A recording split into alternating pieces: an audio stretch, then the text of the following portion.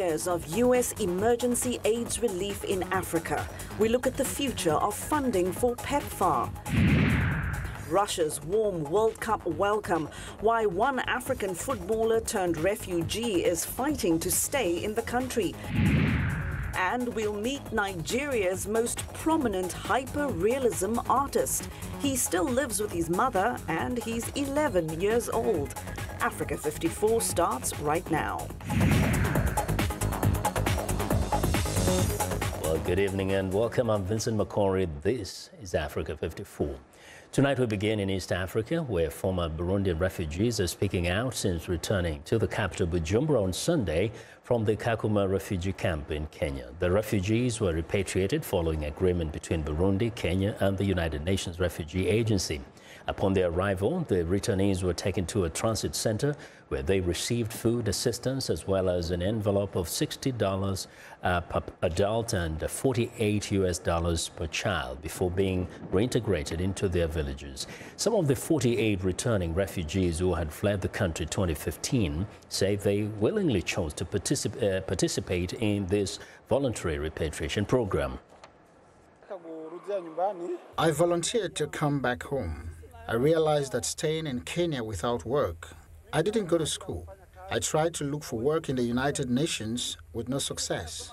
I even looked for menial jobs, maybe even work in a farm in Kenya, but it's impossible. So I was just idle, waiting to receive food rations from the UNHCR. The rations were not even enough to feed a whole family. I first asked my family about the security situation back home. I spoke to them on the phone, and my family reassured me that even those who had fled to Tanzania had also returned in huge numbers. Those who returned a year ago have not harvested their crops and have been farming with no problems. If those who returned can live with no problems, then why should we be the ones facing problems? 187 Burundian refugees are expected to be repatriated from Kenya until July the 25th in 4 single flights every Wednesday. Burundi has been unstable since 2015 when President Pierre Nkurunziza decided to seek a third term in office that his opponent said was unconstitutional. The resulting violence has left hundreds dead and forced at least 400,000 people into exile. In North Africa, Egyptian security forces killed 11 suspected militants in a shootout in Al Arish, the capital of North Sinai province, the state news agency MENA reported on Wednesday. Egyptian forces are pushing ahead with an operation to crush Islamic State.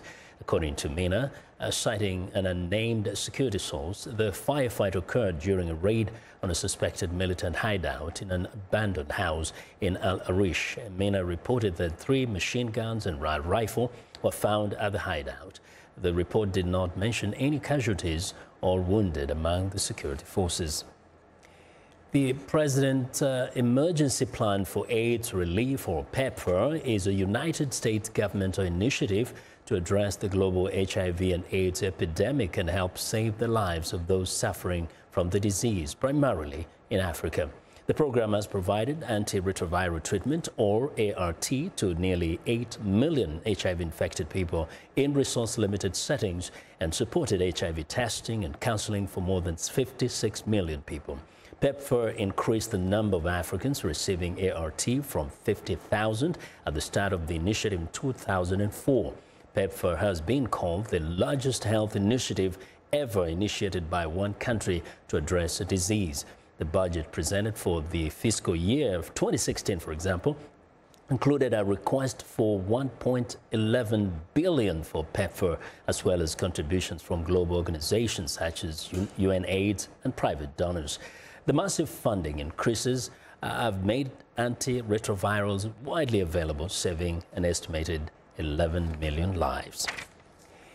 Now, Bipartisan Policy Center has released a new report and convened a high-level discussion which brought together senior U.S. government officials, including some of the pioneer champions of PEPFAR. They discussed 15 years of PEPFAR and why the U.S. should continue investing in global health. For more on that discussion, I'm joined in studio by Faustin Wabwire, Senior Manager of Policy and Advocacy at Management Sciences for Health. Ms. Wabwire, Welcome to Africa 54. Thank you. Glad to be here. The last time we saw you here, you were kind of affiliated with another organization. You are now with MSH. Can you just briefly tell us what that is? Great, absolutely. I currently work with Management Sciences for Health, or MSH. And MSH is an NGO, a not-for-profit organization that's dedicated to strengthening health systems around the world. MSH uses an integrated approach towards health system strengthening. On one hand, we work to provide health services, testing and diagnosis, and on the other hand, we focus on strengthening the drug supply chain so that patients have access to better medicines at an affordable price. So definitely you have a lot of interest in PEPFAR. Why? We turn to PEPFAR. Why is PEPFAR such a special program? You know, there is so much that we can learn and have learned over the years, the last 15 years of PEPFAR's existence. As you may recall, in the year 2000, when President Bush initiated the PEPFAR initiative, the scourge of HIV was spiraling out of control. And on May of that year, 2003, Congress authorized the largest ever investment in a single disease in the U.S. global health engagement. And so PEPFAR over the years has demonstrated strong bipartisan support, which speaks to a lot of the progress that we've managed to see concrete impact on the ground where PEPFAR works. Many people have been concerned about the state of PEPFAR at this moment as we speak. Is there any reason why people should rally around PEPFAR, particularly at this time? Absolutely. And I think just to give you a sense of where we've come from and why this is important to sustain progress on PEPFAR, recall that era, just a decade ago, when HIV wiped out entire villages. President Bush's response to the human suffering at the time, which he referred to as a work of mercy, was to really help save millions of lives, but at the same time also, outside of the moral imperative of saving lives, build stronger communities, help the individuals contribute to economic growth, to global stability that we all benefit from, and our shared prosperity as a global community. Now, I'm holding two reports here, and one of them is from your organization, MSH, Healthier, Stronger Health Systems, Healthier Families and Communities, and also the one that we just mentioned that was released, Building Prosperity, Stability and Security Through Strategic Health Diplomacy. Now, both of these reports, one of them that was launched on Monday, seem to speak of the need to invest in PEPFAR. Up to this point, though, someone would want you to make a case why there should be that continuation. Absolutely. I'll speak to the unique approach that PEPFAR has demonstrated over the years.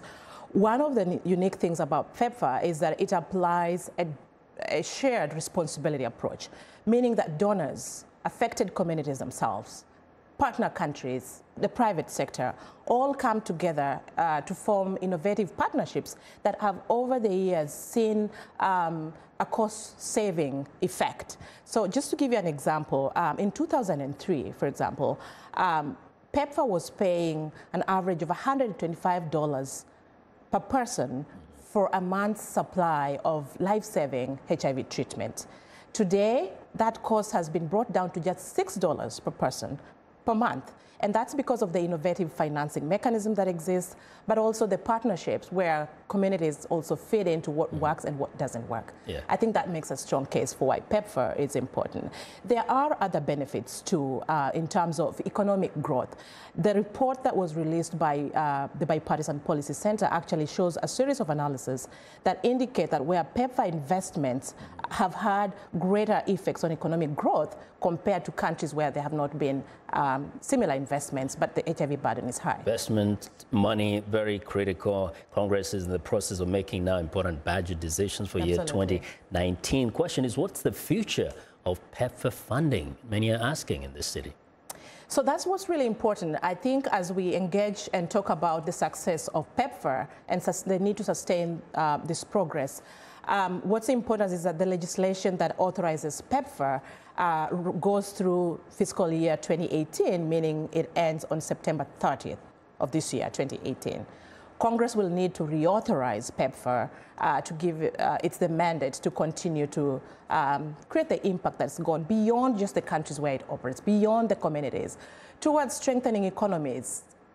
Countries that are becoming trade partners with the United States, we all benefit in our highly globalized economy. And indeed, a conversation that should continue. I want to thank you very much, Ms. Obwire, for joining us today. Thank you. Now, Faustine Obwire is a Senior Manager of Policy and Advocacy at Management Sciences for Health. Going down now, south of the continent, Zimbabwe's main opposition party marched to the Independent Election Agency for the second time in as many months on Wednesday, demanding reforms it says are vital for a credible vote this month. The Zimbabweans are set to elect a new president and members of parliament on July the 30th in the first election since former President Robert Mugabe was forced to resign after a de facto army coup late last year. Now, thousands of Movement for Democratic Change supporters in the party's red colors and holding placards, the red "No Reforms, No Elections" and "No to Vote Rigging" marched to the Zimbabwe Electoral Commission in Harare, where MDC leaders are expected to hand in a petition with their demands. The MDC is wary of any attempts to put it at a disadvantage to President Emmerson Mnangagwa and the ZANU-PF party, insisting there be an agreement on how to design, print and store ballots. Well, the World Cup finale is on Sunday, and visiting football fans have largely praised Russia for a warm welcome. However, the plight of a professional footballer turned refugee from Ivory Coast has presented a more complicated picture. Charles Maines reports from Moscow. With Russia hosting World Cup 2018, global football fans are giving their Russian host high marks for hospitality. Yeah, we have no problem at all so far. So we can walk in the streets, very safe. For me, very good country. Russian are very positive people. As for the warnings about racism in the stands and aggressive police behavior, overblown, say many. I saw that they are so respectful. I think that Russia have changed. But visiting Russia is one thing, staying in Russia sometimes another.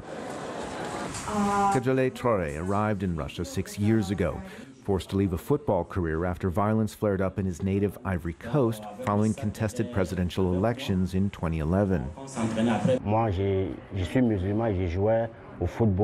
I'm a Muslim and I was playing football. The new president who came into office promised to treat both Muslims and Christians equally. But when one heard a Muslim name, I started having many problems. At a recent event hosted by the FIFA-supported World Cup Diversity House, Traore told audience members how he fled to Russia in 2012 and how he's now fighting to legalize his status as a refugee. I was told that Russia cannot issue a visa for me and I have to go back home. But why should I go back home? Why?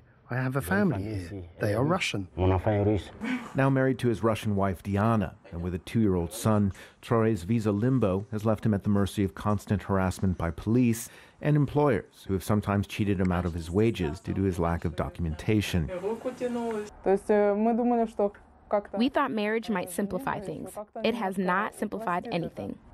Kejale Traore's case has been taken up by Civic Assistance, a Russian NGO that advocates for refugee rights. The group's director, Svetlana Ganushkina, says that Traore's bid for refugee status faces near impossible odds because of government policies that ignore Russia's international obligations to displaced peoples.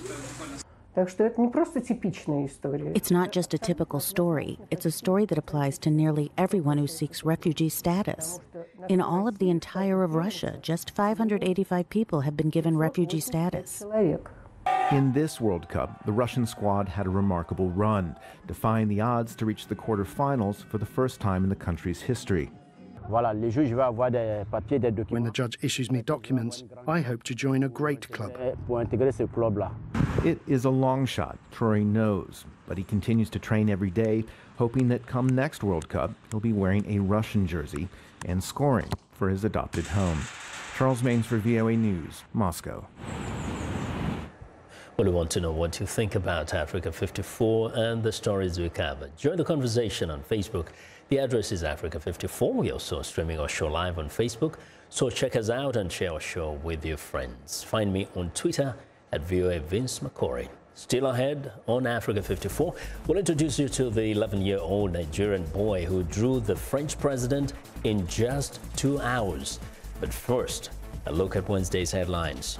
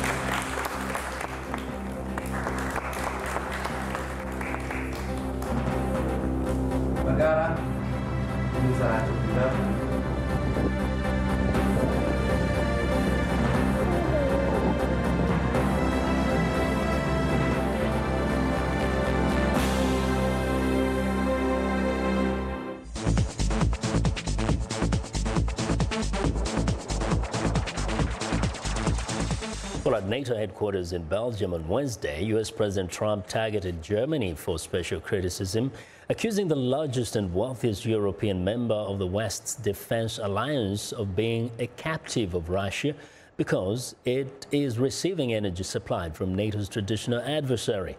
Here's VOA's White House Bureau Chief Steve Herman. It appeared to be a breaking of sour bread over breakfast between President Donald Trump and NATO Secretary General Jens Stoltenberg.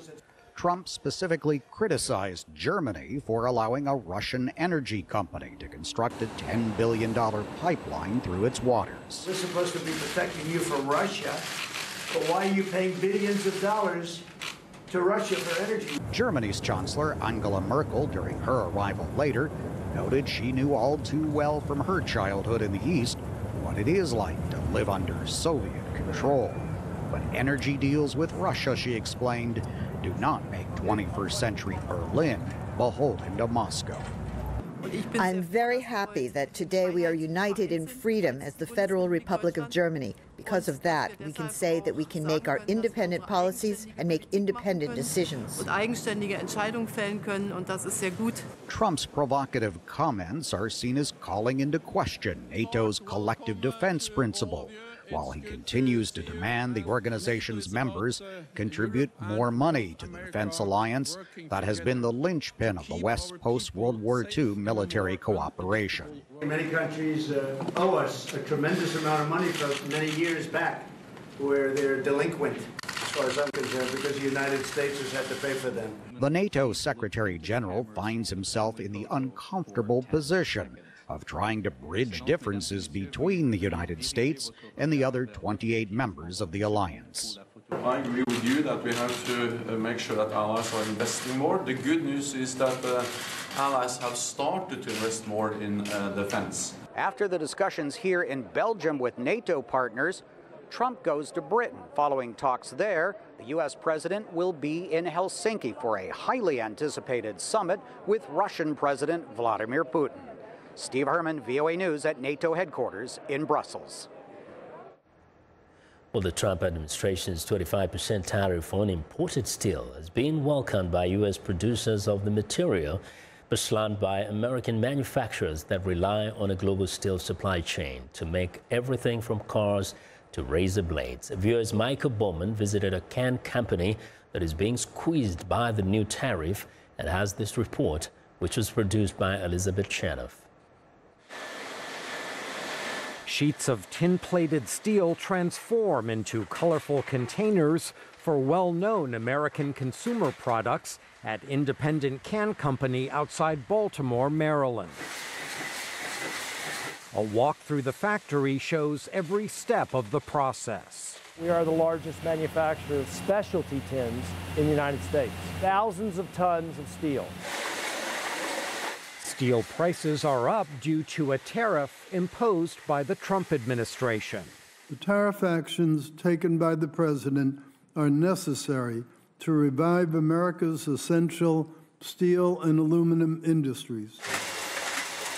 ICC does buy U.S.-made steel, but says imports bridge a gap in supply for high-grade tin-plated steel needed for blemish-free lithographic printing.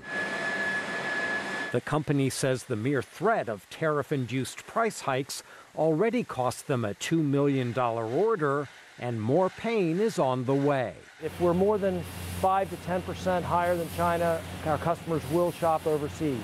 So it is very, very tight. ICC is warning of possible job cuts. The company employs more than 400 workers, paying well above minimum wage. There are craftsmen in here that have been doing this for 20, 30, 40 years. And I've been very successful, raised a family, so that's all I can ask for. Borrell says a steel tariff makes no sense. We need to get the trade jobs back in the United States. And, putting tariffs on raw materials, I don't think that's the way to go. ICC has requested tariff exemptions. U.S. steelmakers filed objections, saying they have been harmed by imports and that they are ramping up tin plate production to supply ICC's needs. ICC says it has no guarantee when that will occur, at what price, or whether quality standards will be met.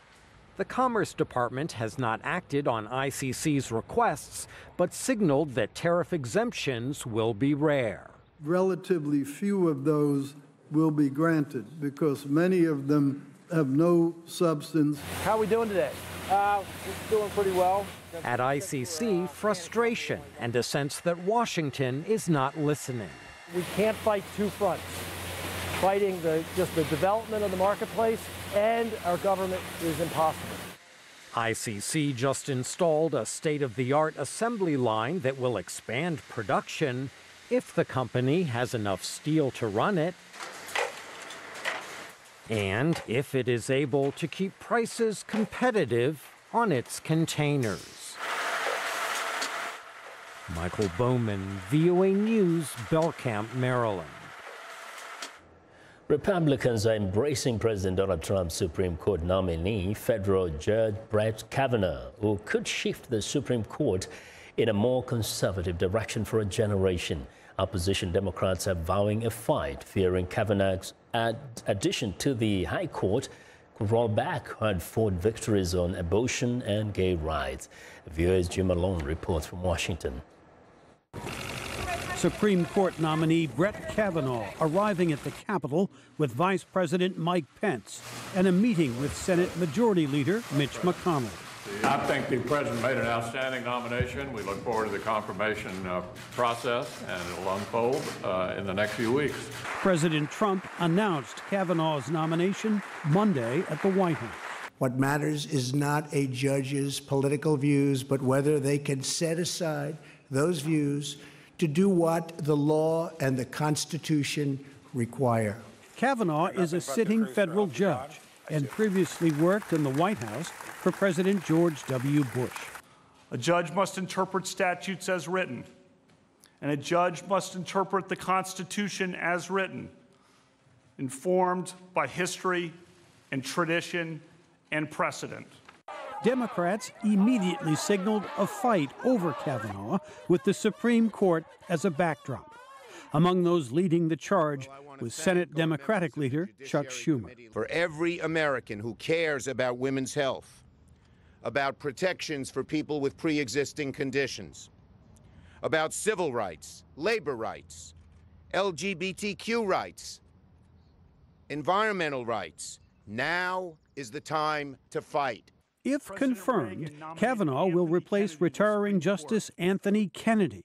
Kennedy was a conservative who sided with the court's liberal minority in key cases, including abortion and gay rights. Analyst John Fortier. Both sides feel like a lot is at stake. The court has been roughly divided 5-4 on the conservative side, but Anthony Kennedy was the most swingy justice, the one who would move from the conservative to the liberal side of the court on a number of important issues. Democrats worry that a more conservative court could undo the famous abortion rights decision known as Roe v. Wade. says legal expert Jonathan Turley. It's probably not likely that we will see a frontal assault on Roe v. Wade. It's possible, but it's much more likely that the court will chip away at Roe v. Wade. Republicans have only a slim Senate majority, but Democrats will have a difficult time blocking Kavanaugh, says Stacey Hawkins. The best that they can hope for is that this will really ignite this issue for not only the midterm elections, but for the 2020 presidential election, right? That Democrats will be much more energized around understanding the Supreme Court as a key political voting issue in our elections. Republicans hope to confirm Kavanaugh in time for the next Supreme Court session in October. Jim Malone, VOA News, Washington.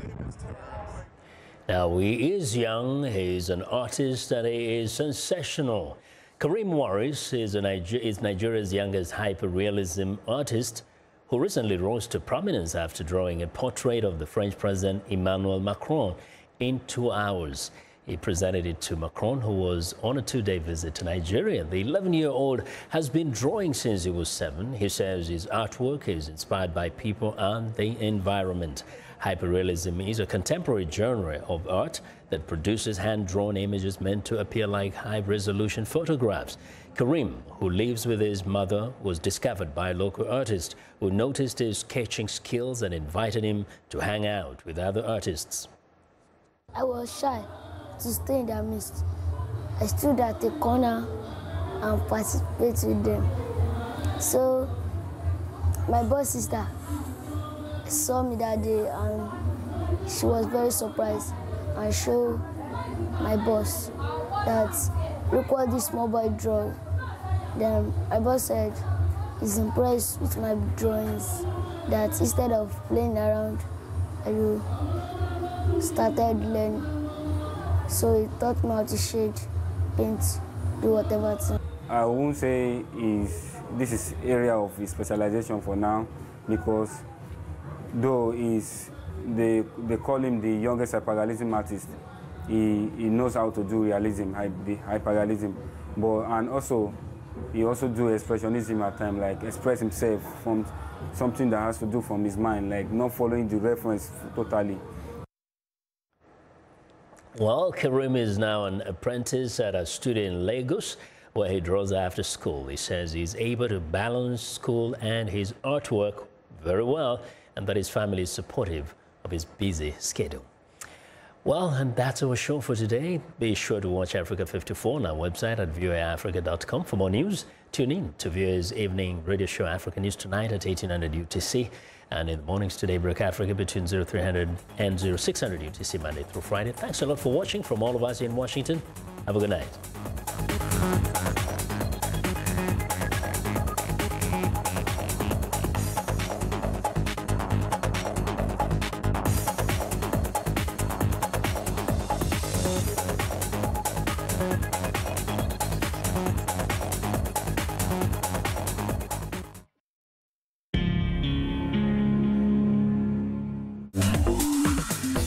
Welcome to English in a Minute. Woodwork is any part of a house or building that is made of wood. Crawl out of the woodwork. This expression sounds troubling. I won! I have the winning lottery ticket. Oh, that's great. How much money did you win? I won $25,000. But please, don't tell anyone. You're right.